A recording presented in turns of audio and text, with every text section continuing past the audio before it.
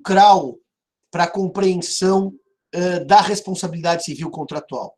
E esse tema fulcral para a compreensão da responsabilidade civil contratual é a diferença entre inadimplemento absoluto e inadimplemento relativo ou mora. As pessoas costumam dar como certo o seguinte dado: mora, do latim, mora em português, é o núcleo da palavra demora. E demora é atraso.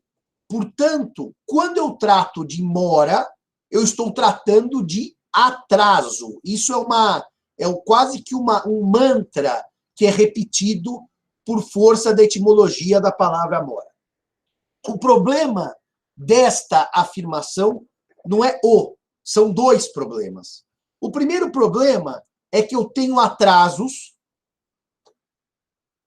ou demoras, como quiserem, que configuram inadimplemento absoluto e não inadimplemento relativo. Essas duas frases vão ser bem explicadas, só vou lançá-las agora para mostrar o problema.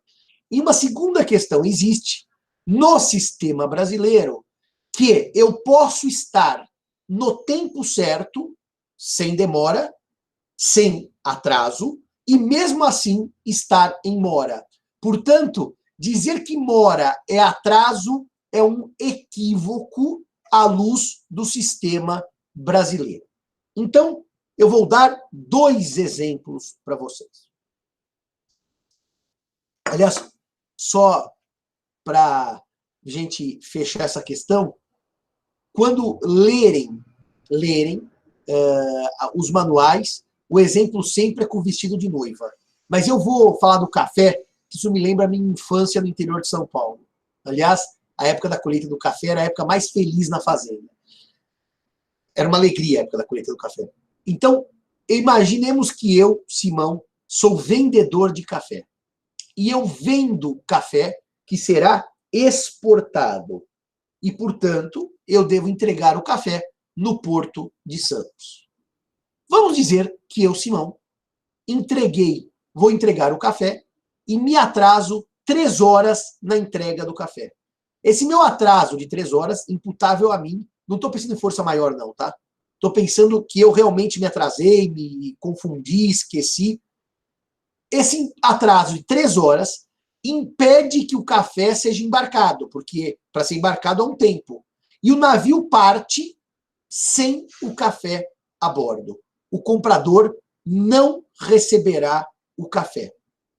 Há um atraso de 3 horas na entrega do café. Segundo caso, eu, Simão, tenho uma propriedade rural e na minha região existe uma empresa que chama-se empresa de torrefação. Eu entrego o café bruto para essa empresa descasca o café, aliás, normalmente eu descasco na fazenda o café, mas essa empresa vai pegar o café, vai lavar o café, vai torrar o café, vai moer o café e vai entregar o café em saquinhos para serem vendidos os saquinhos de café. Eu também atraso 3 horas para entregar o café a essa empresa de torrefação. E o que acontece? Com esse meu atraso de 3 horas, os funcionários da empresa ficaram parados, esperando o café chegar. E, portanto, a empresa teve um prejuízo de 3 horas sem funcionamento, pagando o funcionário e aguardando o meu café. Reparem que, na primeira hipótese, o navio foi embora, com as 3 horas de atraso, e o café não pode mais ser entregue. Na segunda hipótese, a empresa simplesmente esperou 3 horas e depois, quando o café chegou, iniciou a sua produção. Vamos dizer que ela perdeu o turno da manhã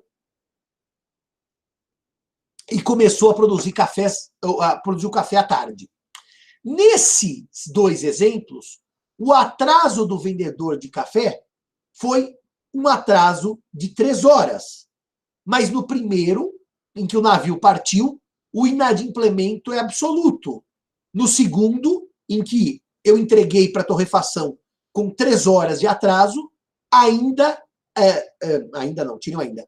Estamos diante de mora. Mora no segundo, inadimplemento absoluto no primeiro. Alguém pode me dizer, então, com base nos 2 exemplos, qual é a diferença entre mora e inadimplemento absoluto? Mora e inadimplemento absoluto? Alguém pode me dizer aí no chat qual é a diferença entre um e outro? Se nos dois casos a entrega do café atrasou 3 horas? A Gabriela põe se ainda há interesse do devedor. Ah, do credor. Obrigado, Gabriela. A Gabriela pôs interesse do credor. O Mike pôs, em caso de mora, ainda haverá adimplemento. Vamos ver mais opiniões. O Vinícius pôs, o inadimplemento absoluto significa que é impossível cumprir a prestação. No caso de mora, ela ainda pode ser cumprida. O João pôs, João Vitor, possibilidade da prestação. O Fernando pôs, a possibilidade da obrigação ainda ser cumprida. E o Arthur pôs a possibilidade de ainda adimplir. A Gabriela pôs interesse. Vocês puseram possibilidade, todos puseram possibilidade, à exceção da Gabriela, que colocou interesse. É aí que é interessante dizer para vocês que, na verdade, vocês estão muito próximos de distinguir inadimplemento absoluto de mora. Porque a distinção entre o inadimplemento absoluto e a mora não é bem, meus amigos, a possibilidade apenas de cumprir a prestação. Porque eu lhes dou um exemplo. Se eu tiver vendido o tal do vestido de noiva, eu fiz o vestido, sou ateliê de costura, e vendi o vestido e vou entregá-lo ao credor, que é a noiva, e eu atraso 4 horas e o casamento ocorre, não é impossível entregar vestido à noiva. Claro que é possível. Eu deixo na casa dela o vestido no dia seguinte ao casamento. Mas vocês concordam que o problema aqui é de, chamou a Gabriela de interesse, utilidade da prestação para o credor?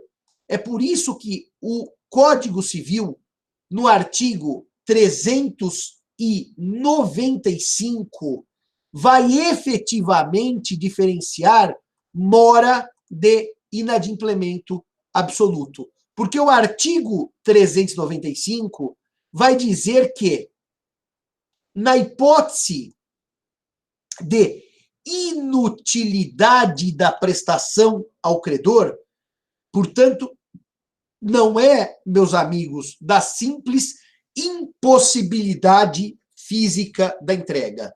Mas se a prestação devido à mora se tornar inútil ao credor, esse poderá enjeitá-la e exigir a satisfação das perdas e danos. O verbo enjeitar é sinônimo de rejeitar.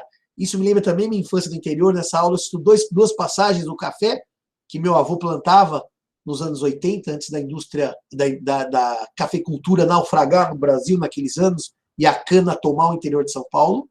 Isso me lembra uma segunda coisa, que quando uma vaca ou uma ovelha pariam e nascia o bezerrinho ou o carneirinho, e a mãe rejeitava a cria, e a natureza é interessante, elas rejeitavam a cria normalmente porque a cria era muito fraca e não tinha chance de sobrevivência, o cocheiro ou o funcionário dizia, a mãe enjeitou o filho. E eu sempre achei aquele verbo muito engraçado, e até achava que era um verbo incorreto em língua portuguesa, mas pelo contrário, a sabedoria do homem simples. Enjeitar e rejeitar são sinônimos, e o verbo enjeitar está até no texto do Código Civil.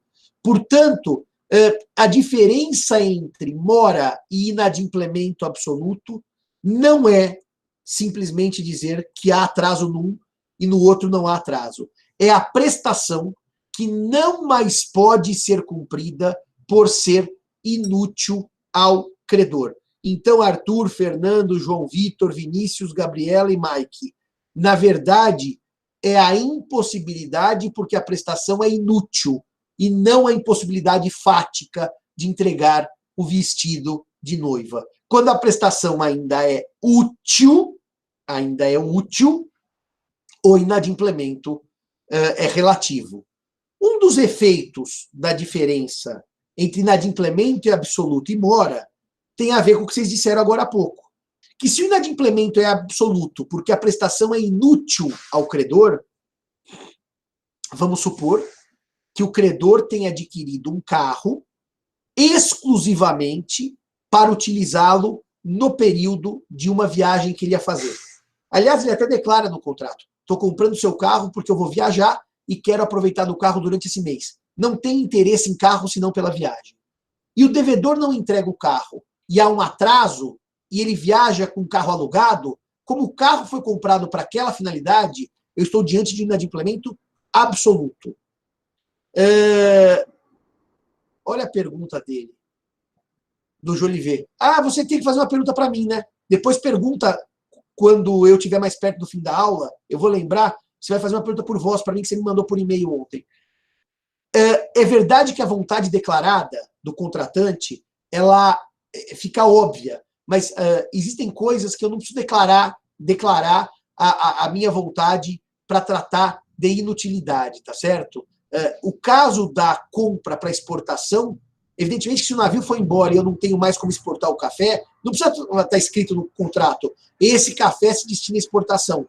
Tanto que eu combinei o lugar de entrega no Porto de Santos. Mas é óbvio que se houver no contrato a finalidade específica, o que é incomum, pouco comum, fica mais fácil provar a perda de utilidade. Por isso que no exemplo do carro, Jolivet, eu estou dizendo que houve sim um acordo que o carro seria vendido e que eu iria usá-lo na minha viagem pelo Brasil, que eu vou passar um ano viajando de carro. E daí o carro não é entregue, eu alugo um carro e vou viajar. Nesta hipótese de prestação que tornou-se inútil ao credor, inadimplemento absoluto, eu cobro perdas e danos.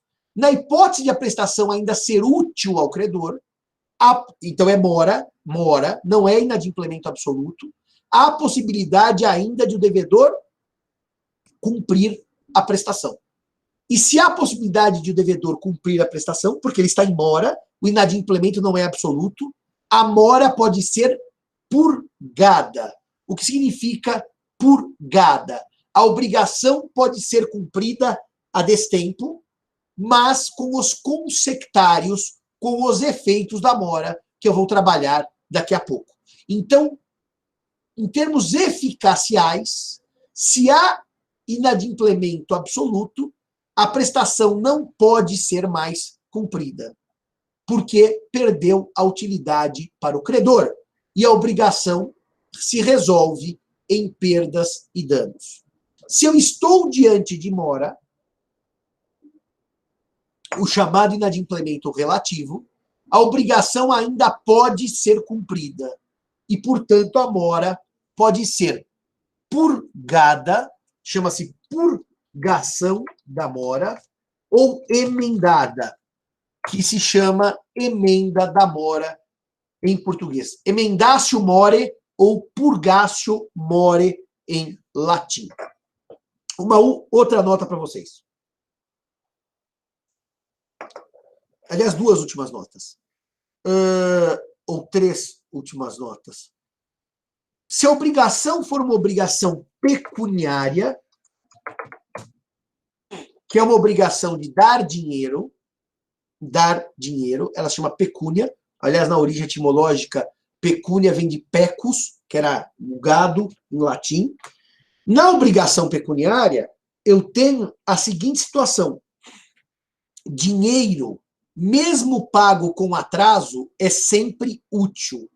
Ou seja, não se pode defender que um pagamento feito em atraso retirou a utilidade do pagamento em dinheiro. Porque, mas Simão, eu ia usar o dinheiro para comprar um carro, agora já não posso mais. Eu ia usar o dinheiro para viajar, agora já não posso mais. O dinheiro se tornou inútil. Dinheiro nunca se torna inútil. Porque o dinheiro é fungível, não tem carimbo, e dinheiro permite compra de outras coisas que não aquelas almejadas inicialmente. Simão, pelo contrato, eu posso tornar a obrigação pecuniária, se não cumprida, como inadimplemento absoluto? Posso. Eu posso escrever, se não houver pagamento até 10 de março, a obrigação está resolvida. Só que daí tem um problema prático. Eu vou cobrar o quê? O dinheiro do mesmo jeito que a prestação não paga, mais perdas e danos. Então, no fundo, é trocar 6 por meia dúzia. Não deixar o credor purgar a mora em obrigação pecuniária é mesmo efeito de cobrar perdas e danos de obrigação pecuniária, porque o dinheiro é sempre útil. É por isso que não há lógica jurídica em se dizer que quando eu devo dinheiro eu posso ter inadimplemento absoluto. Quando eu devo dinheiro, eu tenho sempre mora. Entendemos isso?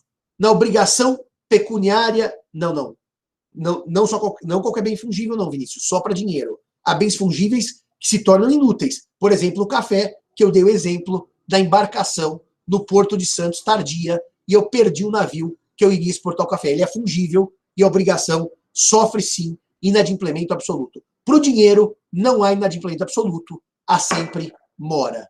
Entendemos isso, senhores, senhoras, meus alunos, minhas alunas? Entendemos isso? Deem ok aí para eu poder prosseguir.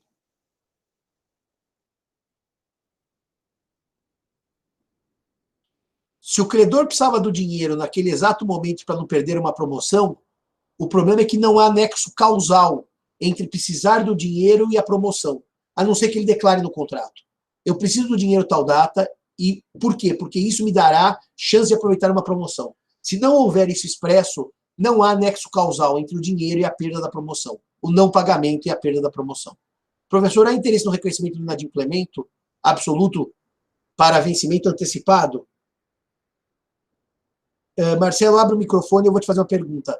Você está falando das hipóteses em que eu tenho vencimento antecipado ou inadimplemento antecipado, como é o caso da obra em que o pedreiro não vai acabar de jeito nenhum, apesar de ter mais prazo para cumpri-la? Do que nós estamos tratando?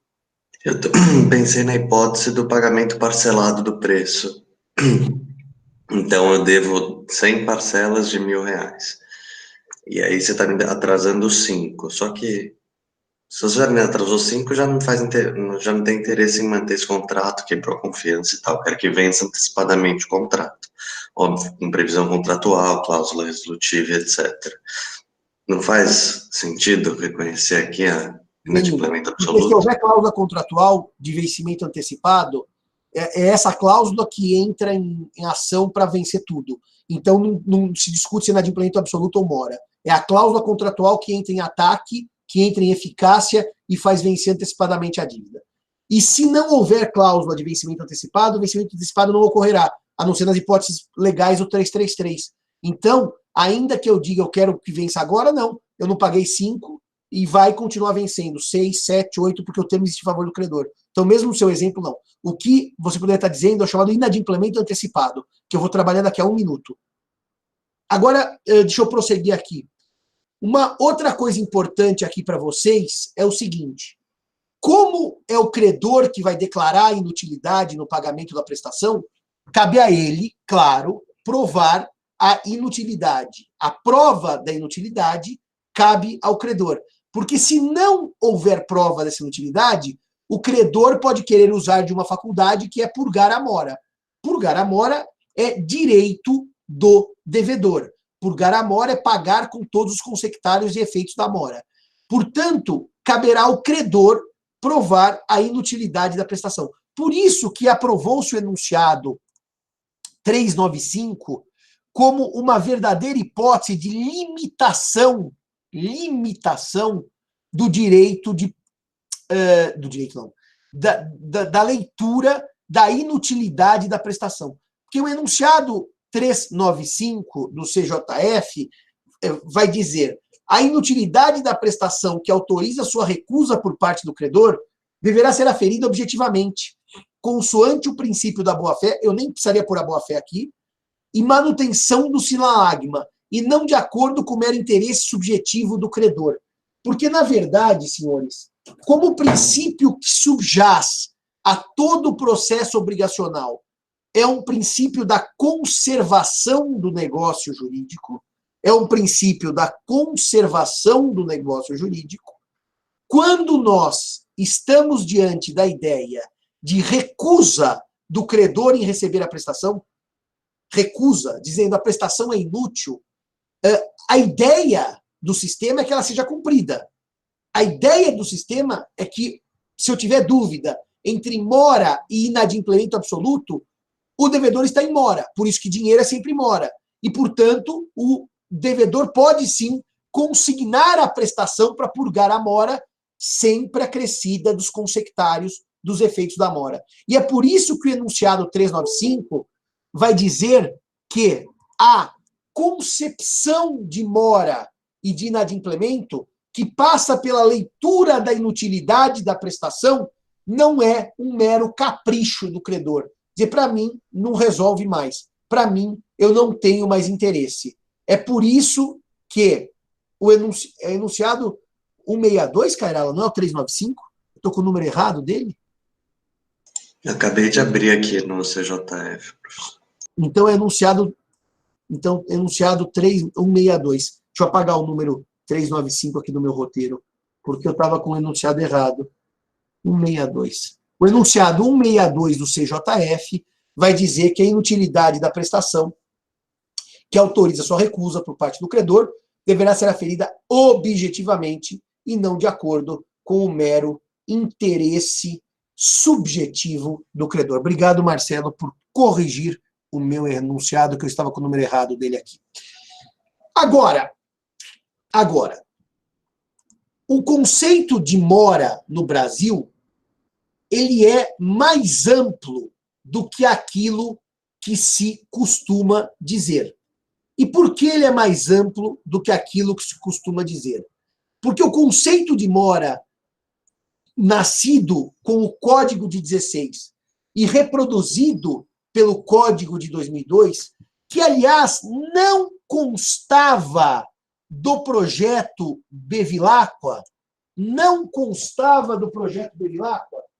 Marcelo, faz a leitura que eu vou pegar aqui na biblioteca, o João Luiz Alves. Faz a leitura, por favor. Artigo 395. Responde o devedor pelos prejuízos a que a sua mora der causa, mais juros, atualização dos valores monetários segundo índices oficiais regularmente estabelecidos e honorários de advogado. Parágrafo único. Se a prestação devido à mora... Marcelinho, eu falei 395, não, 394. Leu 394, falei errado, Chico. Enfim. É o 394. Artigo 394. Considera-se em mora o devedor que não efetuar o pagamento e o credor que não quiser recebê-lo no tempo, lugar e forma que a lei ou a convenção estabelecer. Reparem que o conceito de mora no Brasil não é um conceito de descumprimento temporal apenas. É um conceito que fala em tempo, lugar e forma. Essa ideia desse tríplice conceito de mora não estrava no projeto Bevilacqua.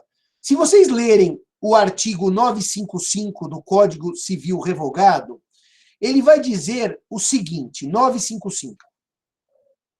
Considera-se em mora o devedor que não efetuar o pagamento e o credor que não o quiser receber no tempo, lugar e forma convencionados. Simão, o 955, ele é reproduzido com pequenas diferenças redacionais no 394 do Código Civil. Isso é verdade.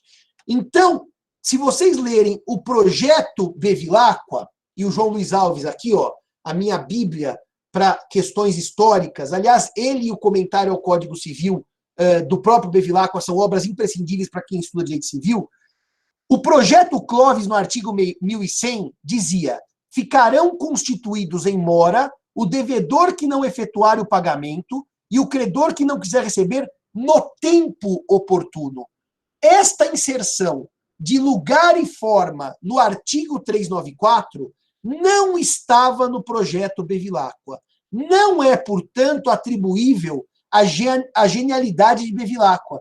É um dos poucos casos em que os deputados, por emenda, alteram o projeto Clovis no seu artigo 1100, e no projeto Câmara, no artigo 956, aí sim vão dizer: considera-se em mora o devedor que não efetuar o pagamento e o credor que não quiser receber no tempo, lugar e pelo modo convencionados. Depois de modo, caiu-se, a redação de modo caiu para forma, convencionados. É muito interessante isso daqui.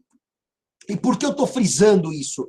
Primeiro que eu nunca achei, nem naqueles comentários ao código, naqueles 7 volumes que tem aí na faculdade, raríssimos, dos trabalhos legislativos preparatórios do Código Civil de 16, eu nunca localizei qual foi a emenda de qual deputado que gerou essa bela alteração ao código, ao projeto Bevilacqua. E por que eu digo que isso é uma bela alteração ao projeto Bevilacqua?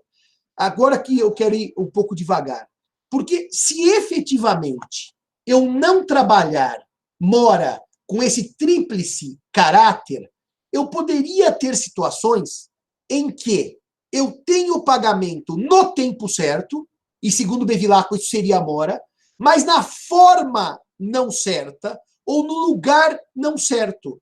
E se eu tivesse uma situação de pagamento no tempo certo, mas na forma errada ou no lugar errado, e se isso não fosse mora, o que seria isso? Eu teria um problema técnico entre o inadimplemento absoluto e a mora que fosse apenas temporal.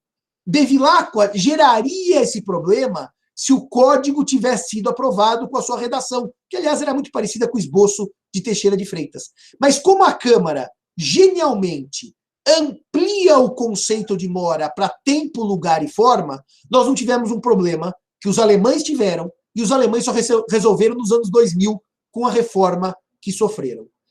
Os alemães precisaram criar uma figura que para nós é de todo irrelevante. Essa figura surge porque o conceito de mora na Alemanha era um conceito limitado ao tempo. Limitado ao tempo do pagamento. Então, como não havia 7-2, não entendi. Alemanha e Brasil, tá certo. Tá certo, futebol, lembrei já do que nós estamos falando. É que eu achava que era 7-1, 7-2. Mas como a Alemanha não tinha na mora, além do atraso, do tempo, o conceito, as situações em que a obrigação era descumprida por causa da forma, ou mesmo por causa do lugar, eram tratadas por uma outra figura, que eu queria que os senhores lançassem aí. Essa outra figura que os alemães criaram para tratar das hipóteses de não cumprimento, mas não por atraso, que era a mora, mas sim por tempo, e por lugar e por forma, é a chamada violação positiva do contrato. É a chamada violação positiva do contrato. Ou seja, essa figura foi criada por um alemão chamado Hans Staub. Staub defendeu, em 1902, a criação num caso muito interessante, que era o caso da cervejaria. A cervejaria recebia do produtor de cerveja, por semana, X litros de cerveja. E nesses X litros de cerveja, a cerveja, evidentemente, era entregue na data certa, mas tinha uma qualidade. E, de repente, o que acontece? A cerveja, em certa data, é entregue com qualidade inferior à qualidade normalmente que tinha. Ela foi entregue na data certa? Foi. Isso é mora? Não. Isso é inadimplemento absoluto? Não, porque a cerveja foi entregue, só que em qualidade inferior. O gosto era menos saboroso, o gosto era mais ruim. Staub vai dizer que para a mora e o inadimplemento, nós estamos diante de violações negativas do contrato. Negativas porque a prestação não é realizada. Mora e inadimplemento, a prestação é negativa, porque ela não é realizada. Mas existem ações positivas que geram danos, como esta, entregar cerveja em qualidade inferior à contratada. Por quê? São ações positivas que, mesmo assim, geram prejuízos. Então, Staub chama de violação positiva do contrato a prestação que é cumprida, mas em violação à boa-fé objetiva, ou aos seus deveres laterais ou anexos, dever de segurança, dever de cuidado, dever de cooperação, por exemplo. E nessa situação da cerveja, Staub aplica a chamada violação positiva do contrato, em que a prestação é cumprida, mas não na forma pactuada pelas partes.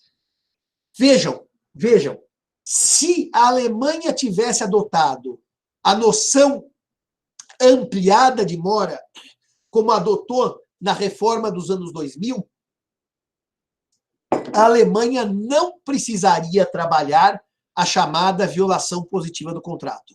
Podia fazer como fez o Brasil, que com o conceito de mora, conceito tríplice de mora, já que mora tem a ver com tempo, lugar e forma, o conceito é tríplice, nós resolveríamos as questões sem necessidade de se invocar a violação positiva do contrato, como tem sido invocada, inclusive pelos tribunais, para dizer que quando se descumprem os deveres anexos da boa-fé, deveres esses que eu vou trabalhar longamente no semestre que vem na matéria contratual, e que, portanto, os senhores não precisam agora perder muito tempo, mas podem anotar como ideia: dever de cooperação, dever de lealdade, dever de informação, dever de segurança. Nessas hipóteses haveria violação possível do contrato. O Brasil importou, no meu sentir, em erro essa teoria, porque estas hipóteses se resolvem no conceito tríplice de mora, que está aí no artigo 394 do Código Civil. Para minha alegria, há alguns anos, conversando com o professor Zanetti, o professor Zanetti expunha exatamente esse mesmo ponto de vista, que no Brasil, pela redação do artigo 394, é desnecessário que se invoque essa categoria nova. Essa categoria é inútil no sistema brasileiro. Nós podemos trabalhá-la dentro do conceito de mora, que é um conceito tríplice no sistema brasileiro. E, portanto, os alemães aprenderam com o Brasil e, olha a nossa pretensão, os alemães mudaram o sistema jurídico nos anos 2000 para incluir essa noção alargada de mora, segundo explicam os professores portugueses que são especialistas na reforma do BGB, Bürgerliches Gesetzbuch, o Código Civil Alemão. Portanto, no Brasil, violação positiva do contrato é matéria que não necessitaria de tratamento legal, como não teve, por conta do conceito acrescido de mora. Mora não é simples atraso, é pagamento fora do tempo, lugar e forma. Portanto, se eu tiver que pagar em dinheiro pelo contrato e resolver pagar em cheque, era um exemplo que eu dava nos anos em que o cheque ainda existia, eu estou diante de mora, porque eu estou no lugar certo, na data certa, mas na forma errada. Assim como, se eu tiver que pagar em São Paulo e resolver levar no dia certo e na forma certa a prestação para ser cumprida no Rio de Janeiro, o fato de eu estar no lugar errado basta para que a mora se opere, basta para que a mora se caracterize. Portanto, a mora, no Brasil, tem um contrato, tem um conceito tríplice. O credor pode se recusar a receber uma prestação por perda de utilidade em decorrência da pandemia? Gabriela, a pandemia pode gerar perda de utilidade de prestação, mas vamos pensar o seguinte: aí eu estou diante de resolução sem culpa, tá certo? Porque não houve culpa do credor pela pandemia. E daí as partes voltam ao estado anterior. Sim, a pandemia pode gerar, sim, mudança da base objetiva e inutilidade de prestação. Pode sim, por mudança da base objetiva. Mas daí eu não estou falando de perdas e danos. Eu não estou tratando mora nem inadimplemento absoluto. Estou tratando outra figura, que é a mudança de circunstâncias, que gera perda da base do negócio. Dito isto, os senhores entenderam que nós temos mora quando ainda a prestação é útil ao credor, nós temos inadimplemento absoluto quando a prestação é inútil ao credor, que o conceito de mora no Brasil é alargado, é um conceito tríplice de tempo, lugar e forma, e vocês entenderam também que a violação positiva do contrato, ou seja, quando eu cumpro, porque o inadimplemento e a mora são violações negativas do contrato, mas quando eu cumpro de maneira defeituosa, é uma figura que gera violação dos deveres da boa-fé objetiva, é uma figura de Hans Staub, alemã, portanto, e é uma figura que parte da doutrina, como eu e o professor Zanetti, e esqueci de completar, no penúltimo IBD Civil de Curitiba, não o último foi do Rio de Janeiro, eu tratei de um tema obrigacional e dividiu mesa comigo a professora Aline Miranda, aquela com quem eu dialoguei no último artigo meu de locação, e a professora Aline deu a palestra inteira para dizer isso, tá? Que não há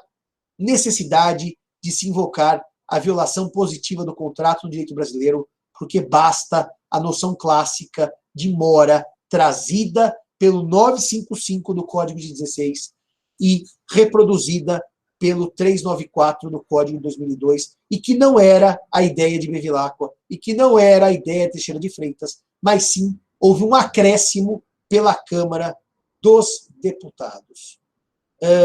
Eu entendo, Marcelo, que a violação dos deveres da boa-fé, no fundo, no Brasil, podia muito bem ser tratado como mora. Mora, porque mora no Brasil é inadimplemento quanto à forma. Então, eu poderia dizer que quem viola a boa-fé objetiva está em mora no Brasil sem nenhum problema, tá? É o inadimplemento relativo ou mora. Tanto que, Marcelo, isso vai ficar mais claro quando eu estudar cláusula penal moratória, que é o penúltimo tema da matéria.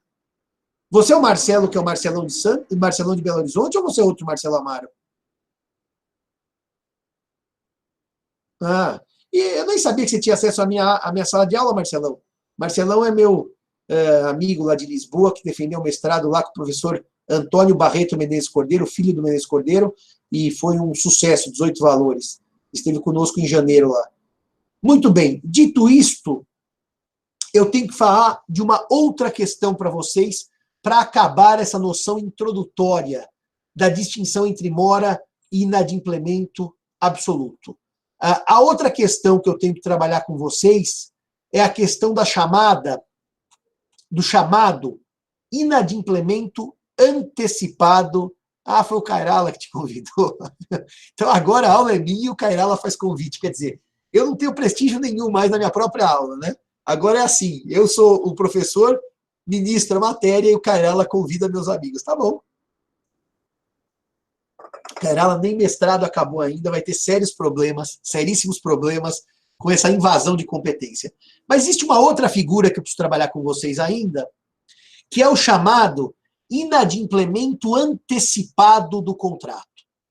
Essa figura do inadimplemento antecipado do contrato, ela está na Convenção de Viena sobre venda de mercadorias, que o nome em inglês é CISG, e eu não sei, é Convention for International Sales of Goods, é um negócio assim, eu não sei de cor. Marcelo, põe aí em inglês CISG. A CISG, que é a Convenção de Viena, ela trata do chamado inadimplemento antecipado.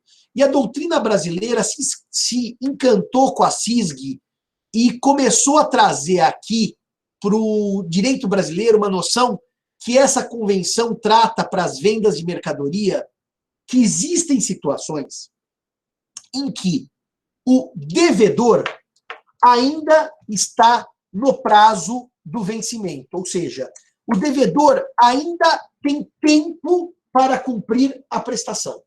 E tendo ele tempo para cumprir a prestação, o tempo joga em favor do próprio devedor.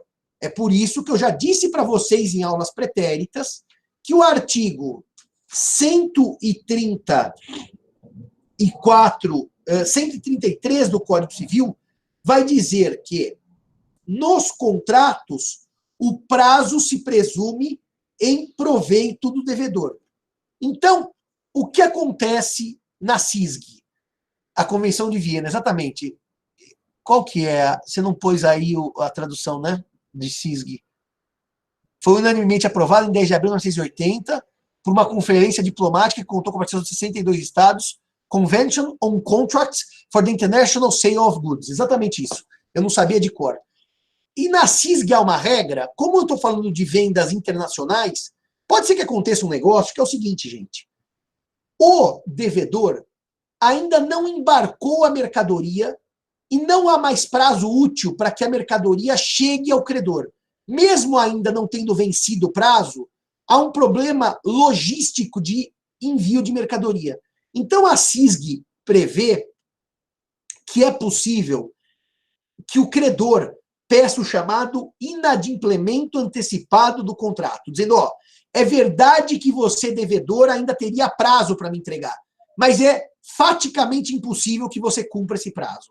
Imaginemos que o devedor tenha que ter um prazo para produzir certa peça para exportação. Ele não começou a produzir. E pelo tempo necessário para a produção, ele não vai cumprir o prazo contratual.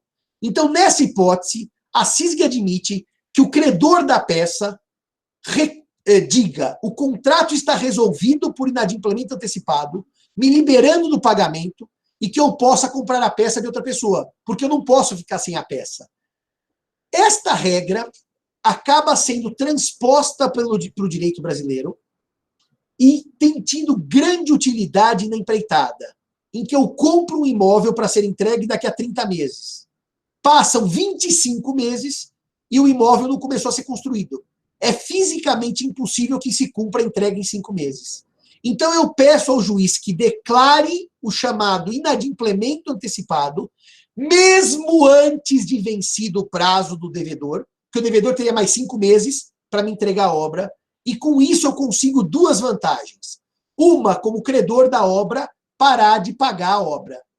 2, comprar outro que eu possa ter a entrega garantida e não ficar sem um imóvel. Portanto, com base na CISG, a chamada Convenção de Viena das Nações Unidas sobre contratos de compra e venda, houve uma ideia de transposição desta regra para o direito brasileiro, que é uma regra, na verdade, que acaba ficando transposta por analogia, talvez, analogia seja uma boa palavra, para que permita o inadimplemento antecipado com a liberação do vínculo, para que eu possa parar de pagar e adquirir ou comprar outra coisa equivalente ou outro imóvel assim que possível, para evitar que aquele prazo restante que existe em favor do devedor prejudique o credor. No caso da CISG, era bem corpóreo. Eu não sei se a CISG trata de bens incorpóreos, mas só cuidado, tá, com uma coisa. Os casos que envolvem a internet, o bem pode ser corpóreo, né, Lucas? Se eu comprar pela internet um cavalo ou um DVD, o bem é corpóreo. A forma de compra pela internet não quer dizer que o bem é incorpóreo. Incorpóreo é uma ação, incorpóreo é um crédito, incorpóreo é uma marca, uma patente. Jolivet, são 8:55. Lança a sua pergunta, por favor, agora por voz, para eu responder aos nossos amigos o que é a questão da norma de ordem pública. Lança a sua questão, por favor, por voz. Bom dia, professor. Eu gostaria de saber como que a gente diferencia em termos práticos as normas cogentes de dispositivas, se existe alguma classificação só na doutrina, só na jurisprudência, ou se existe uma classificação legal, ou onde que eu acho essa classificação. E você perguntou de um livro de doutrina sobre o tema, certo? Isso. Marcelo, responda a ele.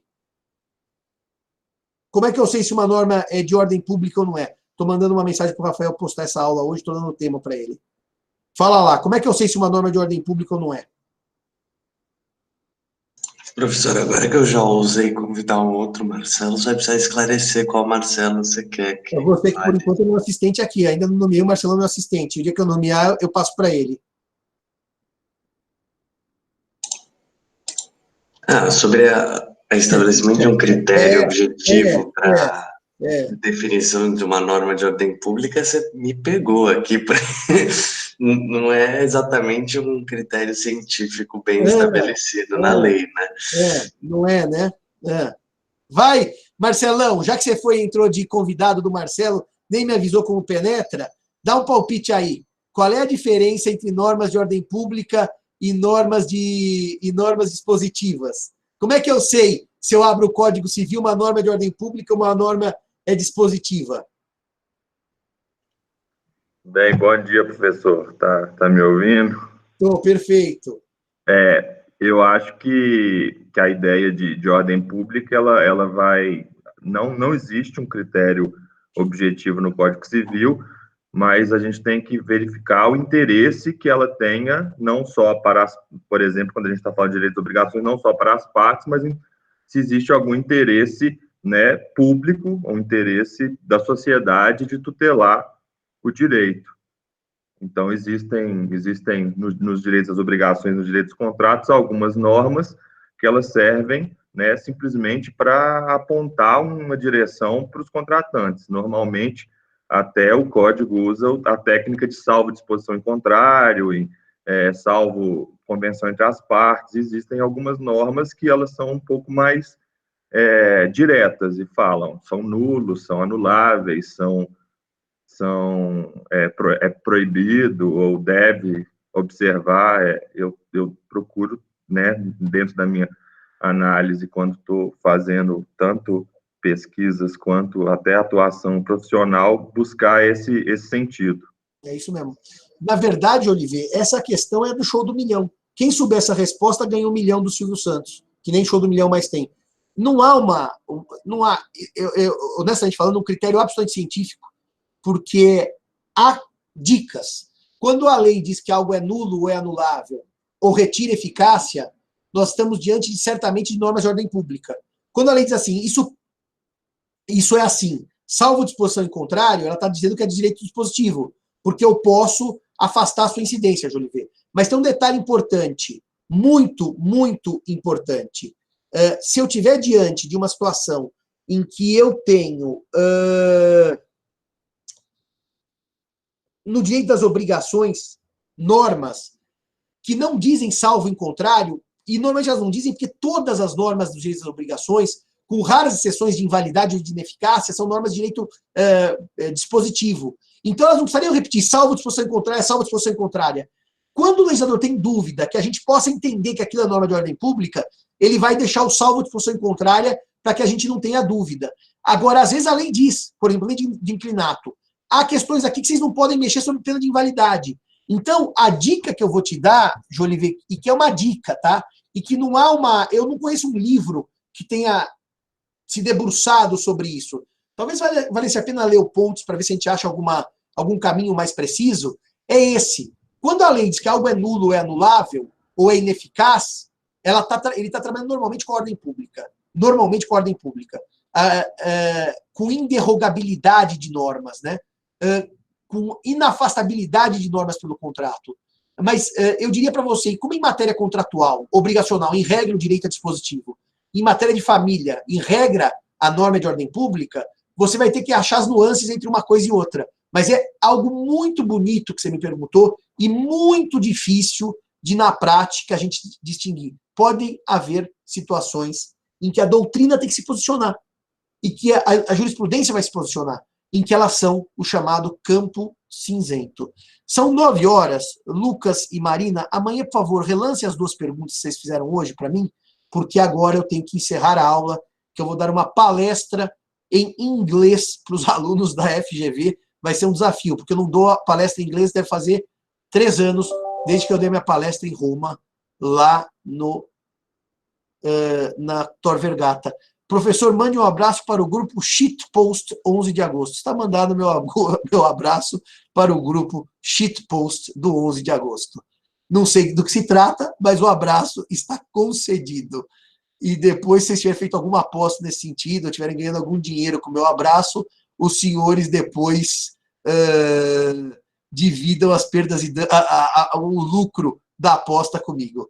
Beijo a todos, beijo a todas e até amanhã, se Deus quiser. Ademã, como diria Marcelão, sempre bem-vindo. O penetra mais querido do Brasil. Sempre bem-vindo. Tchau, tchau e até amanhã.